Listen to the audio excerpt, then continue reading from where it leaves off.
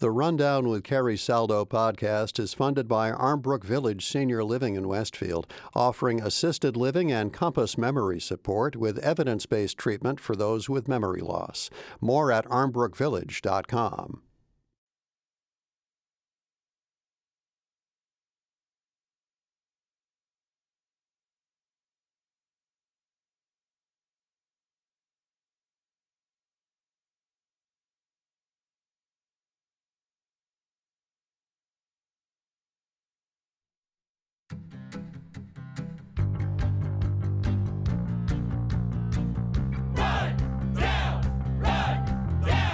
This is The Rundown, your weekly news and review from Western Mass. I'm Carrie Saldo. It's Friday, September 19th, 2025, and joining me this week to dive into the week's news from the 413, Jane Kaufman, Community Voices Editor at the Berkshire Eagle, Jim Kinney, a reporter with the Springfield Republican newspaper. Good morning. And on the phone, Western Mass Politics and Insight Editor-in-Chief, Matt Szafranski. Good morning. If you have thoughts, email us, therundown@nepm.org. We're going to start this morning with some reporting out of the Berkshire Eagle and then some additional information from the Boston Globe this week. Steve Sears resigns from the Massachusetts Fisheries and Wildlife Board, citing philosophical differences. That was the headline in the Berkshire Eagle.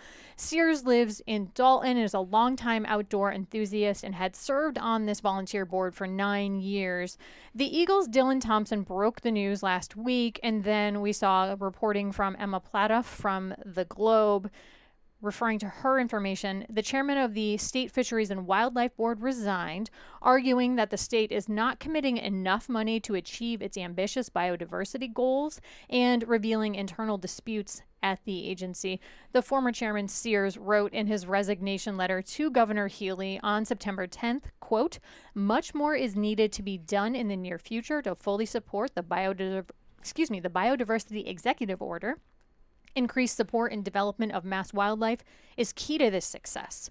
I want to emphasize that incremental increases in funding will be inadequate. A shift in funding and staffing is needed." That according to Steve Sears. Matt Szafranski, a paradigm shift. Thoughts on that? Well, I mean, I think that, it goes to show that a lot of the emphasis in the last few years for environmental issues has been on climate, for example. But there's so many other areas that we need to, give a little bit more attention to. And I suspect that that's part of what this is. I mean, when you have somebody who's from this board, on the western part of the state, where there's a, much larger rural, much more larger, natural environmental area that needs to be protected or could be protected, you are going to have a different perspective than somebody who understandably is more concerned about the immediate effects of, coastal erosion. I mean, obviously we've been affected by climate change in Western Mass as well, but in a somewhat different risk profile than the eastern part of the state. Yeah, and we saw Governor Healy, this biodiversity piece, I had actually forgotten about it, or maybe even I just completely missed my radar screen, but this happened back in 2023 when the governor came out with this executive order, and according to the website from the Department of Fish and Game, they were calling for, quote, Massachusetts to set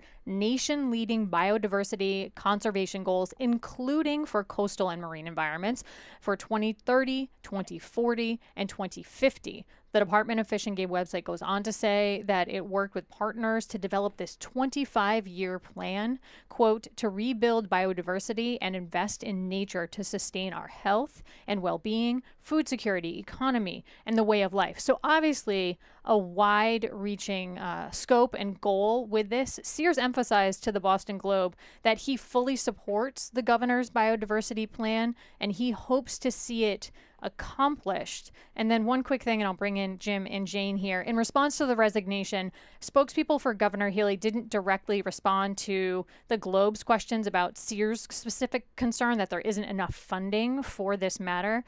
State officials noted that the governor has allocated $4 million from capital funding for biodiversity initiatives, while also launching a new public-private partnership to fund the efforts.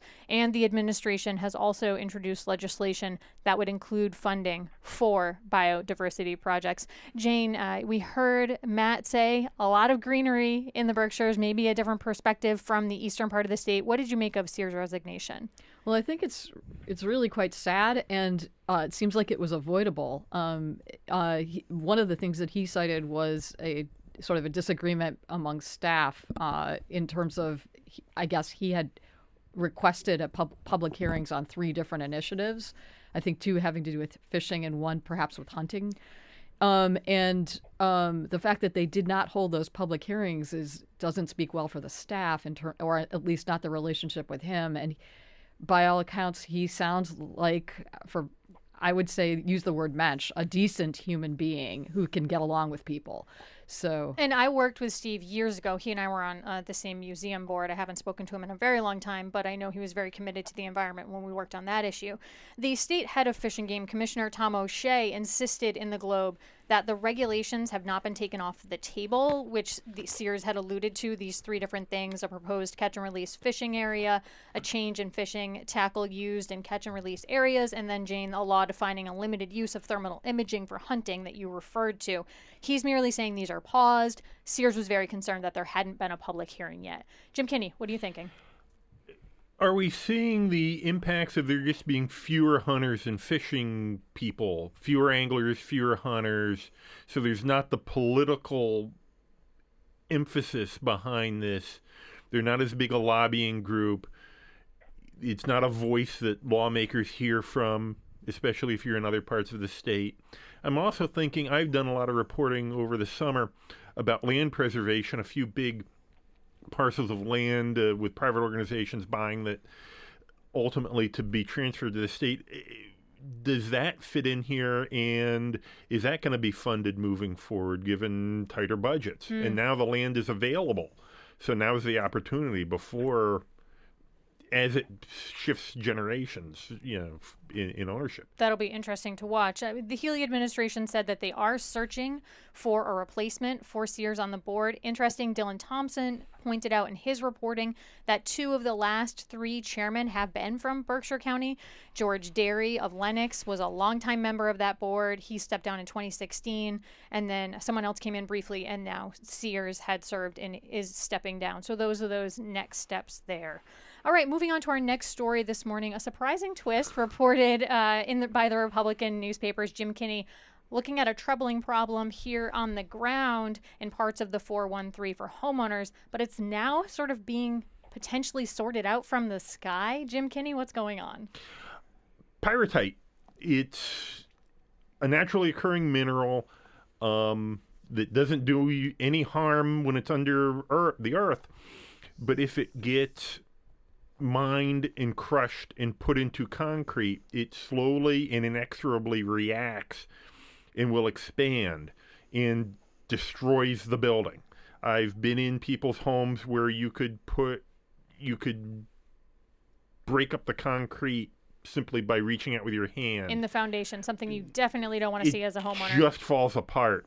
And it takes like 20 years to do it. It destroys your equity.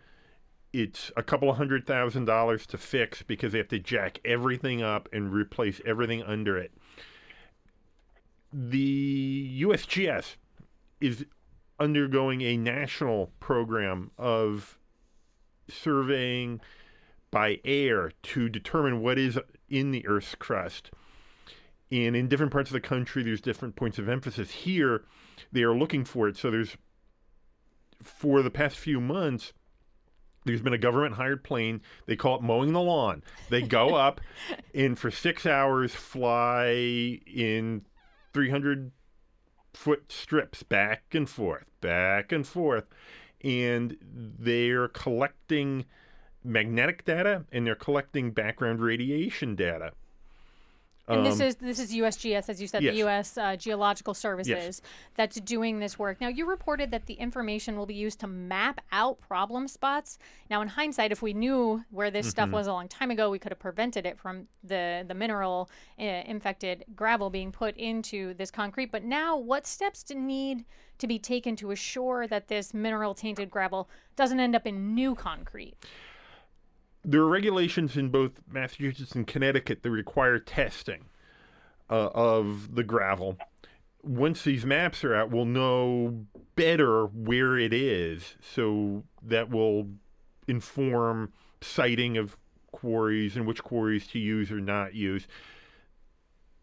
You just have to test it to find out if it's in there before you use it, because once it's in there, it's in there. And one of the most troubling things about this for me is the fact that if you find out that you have a concrete foundation that has this mineral in it, and you start to see the ill effects, your homeowners insurance is not going to cover it because of the sort of the way that homeowners insurance looks at the matter. And this is some 35,000 households that we're aware of in Western Massachusetts, and probably another 35,000 or so in the Connecticut area right over the border. State lawmakers did hope to throw some cash at the issue this past summer in July. You reported on that, Jim. Where does that stand? It was approved in the budget, but it's been held up because it's technically a legislative earmark, and all the legislative earmarks are held up because of all the questions hanging over the state budget. There's a task force that's going to start meeting in October that they hope to look at longer-term solutions. Connecticut has a captive insurance program that deals with this. One of the solutions that a lot of homeowners want to see is just Massachusetts join in on that. Massachusetts put some money into it, and then you'd have a 1-800 number in Hartford if you have a claim. Matt, were you surprised to see the state step in and try and put some funding behind this issue? The state could have turned around and said pressured insurance companies to cover this matter. Not exactly, because this is for two reasons. One is that a lot of these homes are, they're not, I hesitate to say they're like in rural areas, but they're in the less populated areas of the state. And, you did see Governor Healy, early in her administration, appoint a, rural affairs director. And, the desire to, reach out to this area. Granted, a lot of these particular regions are not, the most Democratic, but broadly speaking, a lot of rural areas, and particularly in Western Massachusetts, are. So, you can be cynical about it or not, but I think there was a desire to, show that, there wasn't just neglect of these regions, and of course that fits the broader, the ever Herculean struggle of Beacon Hill to pay attention to anything west of 495. So, it's clearly something that is a way, and I think it's a relatively easy way, other than just finding the money. That's always a struggle, but it's easy because it doesn't require a whole lot of making deals in the same way. So a lot of placating certain regions of the state will. It's straightforward. Like, there's people who have a very definable need. There's not really any other help for them. And you're also going to run into some legal issues the harder you pressure insurers as well. The last thing you want to do is then just trigger a lawsuit, and then nothing gets done while people's foundations are literally, disintegrating. I have heard from people, speaking of paying attention, I have heard from people since the story ran who had seen the plane, and now they're not paranoid. It's real. So what was their concern? That this plane was hovering above them and capturing audio and video, which it's not doing, correct? It's not doing audio and video.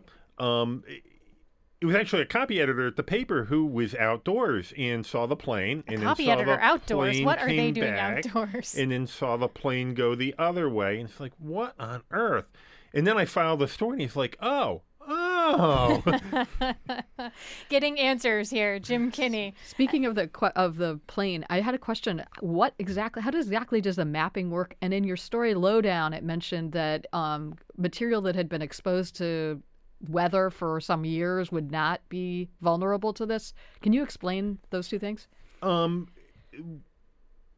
Naturally occurring sand and gravel tends not to be a problem because the pyrite is reactive.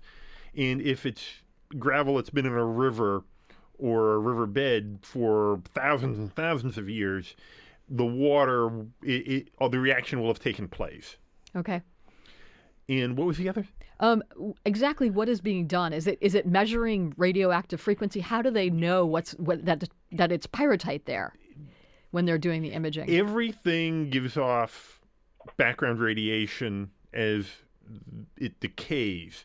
So they're picking that radiation up, and the pyrite, it's an iron compound.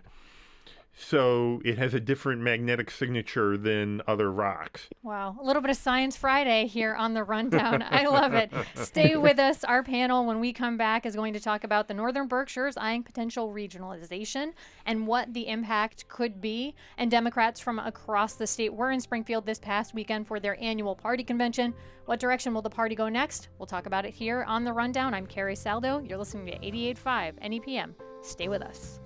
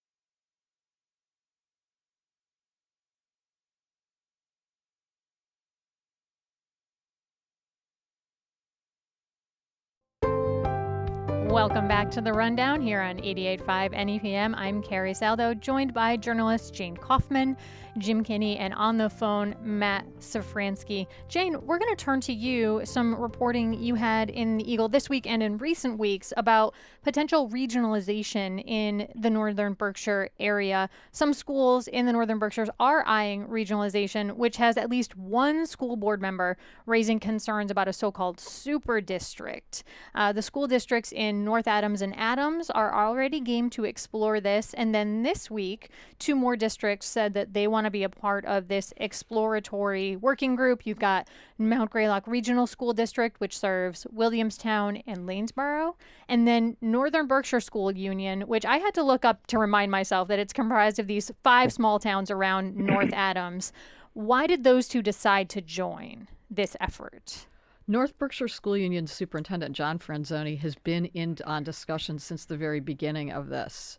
And I think he feels that he sees the declining population across the entire Northern Berkshire region, not just his district, and realizes that that robust programming is kind of getting nibbled at around the edges. When you talk about population, I mean, some numbers you included in your story, North Adams has a population of around 12,000 people, but it's projected that 6th through 12th grade public school enrollment will be about 380 students, just 380 students sometime in the next decade, and that would be down from about 520. So that's a significant projected difference. Right. And that's true. That is really true across the board, I believe, in Northern Berkshire County. So that all the schools, including Mount Greylock, which serves Lanesboro and Williamstown, are all losing population. In fact, they have already combined this year for the very first time a football team. This was fascinating. Tell us about that. So that is really fascinating because Drury, which is the North Adams High School, and Hoosick Valley High School, which serves Adams and Cheshire, have been historic rivals. And the fact that all three of these schools and these teams, these players are getting together. The coach told me that there has been no trouble in terms of forming a really unified culture. And I talked with 3 students, one from each school, At least one of them, and I think a couple of them, said it's been like a family, and that they've known each other basically all their lives anyway from playing ball. What a lesson that the broader population can take. I mean, we're talking about decades and decades long rivalries between these schools, and it's something that's part of the community, woven into the fabric. I grew up in the region. I certainly know about that really well. But the fact that these kids can pivot on a dime and work together, I think, could be a lesson for a lot of older people observing in a wider spectrum right now. So I want to just say that when I talked with Timothy Callahan, who's the North Adams Public Schools superintendent, he said that it's harder with other types of programs. For example, theater, which we might think of as extracurricular, does have some curricular, like people do things in class. For example, make sets during art class. So that's a much harder share across the districts. So a lot of things to potentially iron out if, in fact, this becomes a reality. But it's a long way from becoming a reality, right? This is just potentially moving to a study group. Is that right? It's a study group that will put out a request for proposals, that will do a study, that will investigate long-term implications. It'll talk about whatever questions the study group develops is what that group will the study will assess. And the idea of potential consolidation, potential collaboration is not something unique to the Berkshires. Jim, Matt, we've seen it being discussed in Western Massachusetts and various other bits and pieces. The Daily Hampshire Gazette's Emily Klein reported this week that Belchertown School District plans to close Cold Spring Elementary School at the end of this school year, and the pre-K will be redistributed amongst its other schools. So not a regionalization effort there, but a consolidation. What do you two make of these things? Well, we've had the case in West Springfield where they've wanted to close a little neighborhood elementary school and run into a lot of pushback in the neighborhood because people spent a lot of money and bought a home thinking that little Mittenig school was always going to be there. And their kids would be able to go to that community neighborhood-based school. So it's potentially a very fraught decision for people if this is something that comes to pass. Matt Szafranski, what's on your mind? So there's, in a similar vein, I mean, it's not exactly the same, but I think it speaks to the shift in student populations and what this allows to do. You know, Longmeadow was in the process of approving a bond for a new middle school, which would, in my understanding, consolidate its two middle schools right now. And I've heard for years from people in Longmeadow town politics that the student population is changing, to a certain extent shrinking. But the thing, of course, is that the schools are also central to the town's wealth and success. I mean, the property values are intimately tied to the schools. So, one has to wonder, well, what happens if the student population begins to fall off there, too? I mean, I don't think we're quite at the level of danger that you're seeing in other parts of the region, but it does speak to a demographic issue. And, I mean, you can point this into much broader questions about, how many children people are having or not, and the economic issues of Western Massachusetts versus other regions of the state. But it's certainly something that we all have to keep an eye on, given how, the health of public schools are not just about the students, however important they obviously are, but about the broader economy of these individual communities. I just wanted to also point out that that Mohawk Trail Regional School District and Hollimont are also in the midst of a study using what's called Berk 12, which is headed by former Pittsfield Superintendent Jake Eberwein.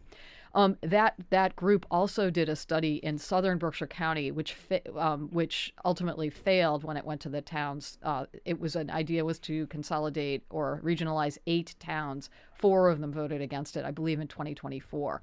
So these are not easy or simple problems to attack. Well, we'll certainly keep talking about them here on the Rundown. I'm going to turn to news that the Democratic State Party Convention was in full swing on Saturday. And Matt Szafranski, you were there. Jeanette DeForge from the Republican had reporting on it as well. What stood out for you as you watched and were there at the convention on Saturday? So, I mean, the big thing that got a lot of attention was that there was this new platform that was put forward. It slimmed down, or it purported to slim down a lot of issues, but in the process of doing that, it removed whole sections that were very important to large constituencies within the party, and it essentially caused the progressive wing, I hesitate to use that term too much because a lot of people call themselves progressives in the Democratic Party, but that basically said, well, we should revert to the 2021 platform. And that is essentially what ended up happening. I would argue that while I think that the progressives had a point about some of the things that were missing, especially given the fact that, like this being Massachusetts, I'm skeptical about how much the platform really could hurt anybody in marginal districts. It's almost certainly not going to hurt anybody running statewide. But it seemed to me that this effort, however valiant, could have gone about it a different way. Why not append the old platform to the new one? Because there were some things that people talked about, and they talked about this on the floor in opposing the substitution, like how AI would affect work and so forth. And so all of that is basically gone. There was also a point where there were a couple of additions to what was the proposed 25 platform regarding unionization of state house staff and LGBTQ rights. Well, technically, those were all wiped away when they supplanted it with the 2021 platform, so they had to add those back in. So it was all, in one sense, it was, fun to see a convention actually be boisterous in that way, because they tend to be fairly, soporific events otherwise. But, you can't help but think everything could have been done differently. But functionally speaking, once a platform is laid out, and they'll use this for the next 4 years, is it actually a roadmap for the party, or is it just something that sort of, as many studies and guides of this nature do, end up on a shelf somewhere and the folks go in a different direction? I wouldn't say it ends up on a shelf, but its value is entirely dependent on whether or not the elected officials want to care about it. Obviously, there are a lot of Democratic activists that will press their elected members of we're talking mostly about the legislature here, although of course it certainly applies to the statewide electeds as well. But they're going to use it to pressure them. They might use it in primaries to say, hey, you're not doing enough to literally toe the party line. It's not. There's no enforcement mechanism. To my knowledge, no legislature in the United States is like Parliament, where you face actual penalties for not following the majority party's line. So, it's like you could say that it has importance, but there's no remedy if you don't go along with it. DeForge pointed out in her reporting that this convention was being held, 3,500 people attended, and there was heavy security, given that the convention took place 4 days after conservative activist Charlie Kirk was shot to death during an appearance in Utah. Congressman Richard Neal, in his speaking and addressing the convention, said something that I wanted to share. He said, quote, "Political assassinations, no matter where, are inexcusable. We cannot and will not let this kind of violence be normalized. This is what democracy looks like, people gathering peacefully, exchanging views, and working through our differences without fear." Was the Kirk shooting heavy on the convention there over the weekend, Matt? I wouldn't say so. It was.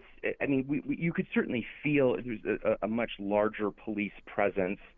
Certainly for a Springfield convention. I feel like there's always like a larger presence when they hold their nominating conventions in Worcester, for obvious reasons. But for this kind of convention, which was unusually well attended for an off-year convention, I will say, the visibility of Springfield Police, Hampden County Sheriff, and to say nothing of state police that would have been there for the statewide electeds, was palpable, and they were there at every event, even the off the off hours events that were going on. So it wasn't like I wouldn't say it cast a pall over everybody. It was just kind of an understanding that this is kind of what the situation is right now. Not quite like a 9/11 like acceptance of it, but more like how. This is the only way to kind of, deter people who might be, prone to engage in such despicable behavior. The Republican State Party convention is set for April 2026 in Worcester, so we'll see what happens following that. I want to make just a quick mention here before we go to Stoops, Praise, and Prediction. Last week we talked about the 9/11 attacks and marking the 24 years since, and I quoted a Boston Globe column saying that there are 14 states where teaching students about what happened on and after 9/11 is required, and that Massachusetts is not one of them. But when we went on to talk about 9/11, the discussion was that this curriculum is not being taught. And I should have been more clear. It is that this curriculum is not universally mandated, and I regret that I conflated the two, and I thank our listeners who wrote in to point out that that was an important distinction that we should be making. All right, Scoop, Praise, and Prediction portion of the morning, where I ask our panel to make a prediction about the news, dish about a story that they're working on, or heap some praise on a newsworthy nugget that caught their attention. Jim Kinney, what's on your mind? Well, I've been working with colleagues for months on a story explaining what happened and what's going to go on at the Paramount Theater, in downtown Springfield. So that's hopefully coming out Sunday. So head to your favorite newsstand Sunday morning and learn more about that. All right, Jane Kaufman, very briefly, Scoop, Praise, Prediction. Praise for John Scavlam's story about the 80-year-old woman who was the oldest through hiker of the Appalachian Trail. Check that out in the Berkshire Eagle. And Matt Szafranski, what's on your mind? 15 seconds. Prediction, unless the legislation itself changes, I think that the votes are starting to turn against Springfield's minimum apartment size ordinance that's been rolling through for the last year or so. Well, we will certainly keep tabs on that here on The Rundown. My thanks to Jane Kaufman, Jim Kinney, and Matt Szafranski. You have been listening to The Rundown here on 88.5 NEPM. I'm Carrie Saldo. Get out there and have a fabulous Friday, everybody.